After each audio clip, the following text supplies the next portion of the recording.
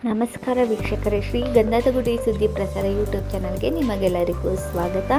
ಇವತ್ತಿನ ಸುದ್ದಿ ಏನಪ್ಪ ಅಂತ ಅಂದರೆ, ಕಲರ್ಸ್ ಕನ್ನಡ ವಾಹಿನಿಯಲ್ಲಿ ರಾತ್ರಿ 10 ಗಂಟೆಗೆ ಪ್ರಸಾರ ಕಾಣ್ತಾ ಇರುವಂತಹ ಪವಿತ್ರ ಬಂಧನ ಧಾರಾವಾಹಿಯಲ್ಲಿ ಅತ್ಯಂತ ಪ್ರಮುಖ ಘಟ್ಟ ಅಂದರೆ ಅನಿರೀಕ್ಷಿತ ತಿರುವುಗಳು, ಊಹೆ ಮಾಡೋಕ್ಕಾಗದೇ ಇರೋ ಅಂತಹ ಘಟನೆಗಳು ನಡೀತಾ ಇದೆ. ತಪ್ಪದೇ ರಾತ್ರಿ 10 ಗಂಟೆಗೆ ಕಲರ್ಸ್ ಕನ್ನಡ ವಾಹಿನಿಯಲ್ಲಿ ಮೂಡಿ ಬರ್ತಾ ಇರುವಂಥ ಪವಿತ್ರ ಬಂಧನನ ನೋಡ್ಕೊಂಡು ಬನ್ನಿ. ಇವತ್ತಿನ ಪ್ರೊಮೋ ನೋಡ್ತಾ ಇರೋದ್ರ ಪ್ರಕಾರ ತಿಲಕ್ ದೇಶ್ಮುಖ್ನ ನಮ್ರತಾ ಹಾಗೂ ಪವಿತ್ರ ಮಾವನ ಮಗ ಇಬ್ಬರು ಸೇರಿಸಿ ಅವನನ್ನು ಕೊಲೆ ಮಾಡಿಸಿದ್ದಾರೆ.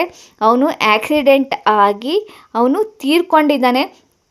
ಎಲ್ಲ ಸಿಕ್ತು, ಮದುವೆ ಆಗೋ ಪ್ರೀತಿಸಿರೋ ಹುಡುಗಿನೂ ಸಿಕ್ಕಿದ್ಲು, ಮನೆಯವರೆಲ್ಲ ಒಪ್ಪಿಗೆ ಪಡ್ಕೊಂಡಿದ್ರು ಈ ರೀತಿ ಘಟನೆ ನಡೆದು ಹೋಗಿದೆ.